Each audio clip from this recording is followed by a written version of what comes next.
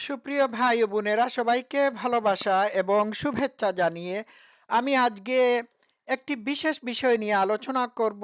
এই বিশেষ বিষয়টি হলো দুশ্চিন্তা। দুশ্চিন্তা থেকে মুক্তির ব্যাপারে অনেকেই অনেক কথাবার্তা বলে থাকেন, কিন্তু দুশ্চিন্তা থেকে ততক্ষণ পর্যন্ত মুক্তি পাওয়া যাবে না যতক্ষণ পর্যন্ত না এই দুশ্চিন্তার আসল চেহারাকে আমরা চিনতে না পারবো। তো দুশ্চিন্তা হলো দুঃস্বপ্নের মতো। আপনারা আপনারা যখন স্বপ্ন দেখে থাকেন, তখন স্বপ্নের মধ্যে অনেক দুঃস্বপ্ন হয়ে থাকে। তো ঘুমের ঘুরে মানুষ দুঃস্বপ্নের শিকার হয়। যেমন ধরুন, আ কেউ যদি স্বপ্নে দেখে যে সে পানিতে ডুবে যাচ্ছে, তাহলে সে এই স্বপ্নের মধ্যে সে চিৎকার করবে বাঁচার জন্য, মানুষকে ডাকাডাকি করবে, তার শরীর ঘেমে যাবে, হ্যাঁ? তো এই রকমের অবস্থা আম হতে পারে বা হবে, নিশ্চয়ই হবে। তো এটি হচ্ছে দুঃস্বপ্ন। এখন একজন মানুষ যদি দুঃস্বপ্ন দেখার পরে ঘুম থেকে উঠে উঠেও এটির এটির এটির ইফেক্টকে নিয়ে কন্টিনিউ করতে থাকে, তাহলে সে দুঃস্বপ্নটাকেই সত্য বলে মনে করে নিচ্ছে। তো আমরা প্রত্যেকেই দুঃস্বপ্ন দেখে থাকি। এই দুঃস্বপ্নের কোনো রিয়েলিটি নাই। দুঃস্বপ্নের মধ্যে আমাদের ভয়-ভীতি, তারপর আমাদের মধ্যে যে হতাশা কাজ করে থাকে ততক্ষণ পর্যন্তই যতক্ষণ আমরা দুঃস্বপ্নের মধ্যে থাকি বা আমরা দুঃস্বপ্ন দেখতে থাকি। তো ঘুম থেকে উঠে গেলে পরে আর দুঃস্বপ্ন থাকে না। থাকার কথা না। কারণ দুঃস্বপ্নের কোনো রিয়েলিটি নাই, বাস্তবতা নাই। তো আমাদের দুশ্চিন্তাগুলোও হচ্ছে দুঃস্বপ্নের মতো।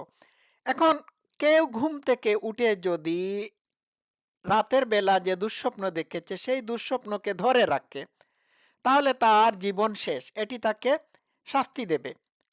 এইভাবে দুশ্চিন্তাগুলোও কিন্তু দুশ্চিন্তাগুলোও অনেকটা দুঃস্বপ্নের মতো। আমাদের বেশিরভাগ দুশ্চিন্তা বা ওরি বা অ্যাংজাইটি, এগুলো হচ্ছে দুঃস্বপ্নের মতো ক্ষণস্থায়ী। এগুলোর কোনো বাস্তবতা নাই। এগুলো অ্যাকচুয়ালি বাস্তবে এক্সিস্ট করে না। এটাই হচ্ছে আসল কথা। তো এ জিনিসটি বা এ সত্যটি মানুষ যখন বুঝতে পারবে, তখন তার দুশ্চিন্তা নিয়ে কোনো দুশ্চিন্তা করতে হবে না। তখন তার আর দুশ্চিন্তা থাকবে না, দুশ্চিন্তার অবসান হতে পারে। তো আপনি যদি দুশ্চিন্তা নিয়ে চিন্তা করে থাকেন, তাহলে আপনি খেয়াল করে দেখবেন আপনি গি যেসব বিষয় নিয়ে আপনি anxiety ফিল করেছেন, worried হয়েছেন, এই সমস্ত বিষয়ের 99% বাস্তবে রূপ লাভ করে নাই। তাহলে এখন যে বিষয় নিয়ে বা যে জিনিস নিয়ে দুশ্চিন্তা করছেন, সেই জিনিসটাও একদিন পাস্ট হয়ে যাবে। পাস্ট হয়ে গেলে পরে আপনি বসে চিন্তা করবেন, ও আমি তো গেল সপ্তাহে একটা জিনিস নিয়ে বা একটা বিষয় নিয়ে খুবই দুশ্চিন্তাগ্রস্ত ছিলাম। কিন্তু আদতে এটি বাস্তবে কোনো রূপই লাভ করে নাই। তাহলে দেখা যাচ্ছে যে বেশিরভাগ দুশ্চিন্তার কোনো বাস্তবতা নেই।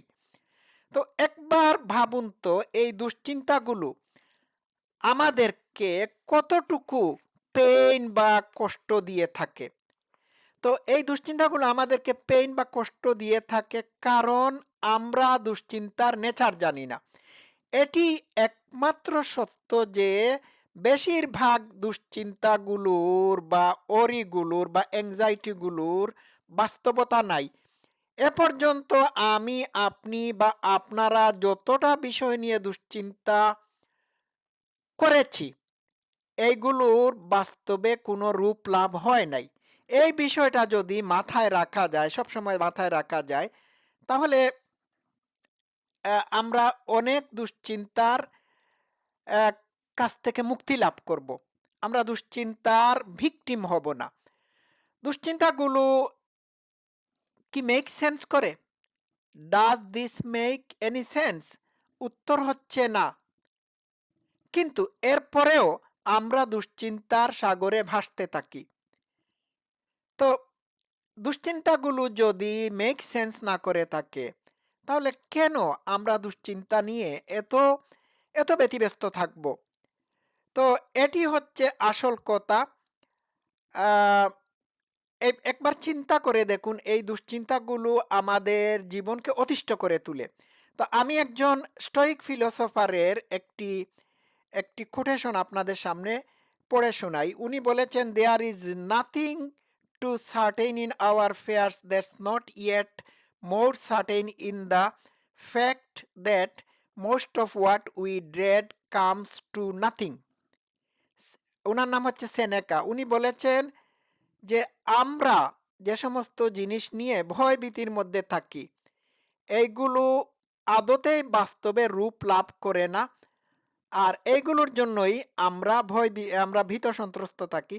কিন্তু বাস্তব ক্ষেত্রে এইগুলো কোনো কিছুই না, জাস্ট দুঃস্বপ্নের মতো। রাতের বেলা আমরা দুঃস্বপ্ন দেখে থাকি, সকালবেলা উঠে দেখি, যখন জেগে থাকি তখন আমাদের কাছে মনে হয় এগুলো স্বপ্ন ছিল, জাস্ট দুঃস্বপ্ন ছিল। এইভাবে বেশিরভাগ দুশ্চিন্তা হলো দুঃস্বপ্নের মতো। এইবার আপনাদেরকে আমি সিম্পল একটা কথা বলি। গেল 1 বছরে যে বিষয় নিয়ে আপনারা দুশ্চিন্তা করেছেন, এগুলো কাগজের মধ্যে লিখে রাখুন, বা অথবা একটা ডায়েরিতে লিখে রাখুন। ডেট দিয়ে লিখে রাখুন। লিখে রেখে হিসাব করুন যে আপনি বা আপনারা কতটা বিষয় নিয়ে অরিড ছিলেন বা অ্যাংজাইটি ফিল করেছেন। হিসাব করে দেখবেন এর 99% অথবা 98% অথবা 95%, হ্যাঁ, বাস্তবে কোনো রূপই লাভ করে নাই। এইভাবে যখন সেলফ কাউন্সিলিং করবেন, তখন দুশ্চিন্তাকে আপনাদের কাছে দুঃস্বপ্নের মতো মনে হবে। আসলে এই দুশ্চিন্তা দুঃস্বপ্নের মতো। তো আমরা তো আসলে দুশ্চিন্তার চেহারা, আসল চেহারা আমরা শনাক্ত করতে পারি না, যার কারণে আমরা দুশ্চিন্তার মধ্যে ডুবে গিয়ে নিজের জীবনকে অতিষ্ঠ করে তুলি এবং নিজেদেরকে শাস্তি দিয়ে থাকি।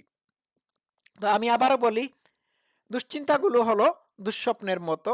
এগুলো বাস্তবে রূপ লাভ করে না। আপনি এ পর্যন্ত বা আপনারা এ পর্যন্ত যতটা বিষয়ে দুশ্চিন্তা করেছেন, সবগুলোকে একত্রিত করে দেখুন কয়টা বাস্তবে রূপ লাভ করেছে। এইভাবে যখন এইগুলোকে এক্সামিন করতে থাকবেন, তখন ভবিষ্যতে কোনো যদি দুশ্চিন্তা এসে থাকে বা আজকের দিনে যদি কোনো দুশ্চিন্তা এসে থাকে, তাহলে এইগুলোকে আগের যে দুশ্চিন্তাগুলো ছিল সেইগুলোর মতো দেখবেন। আগের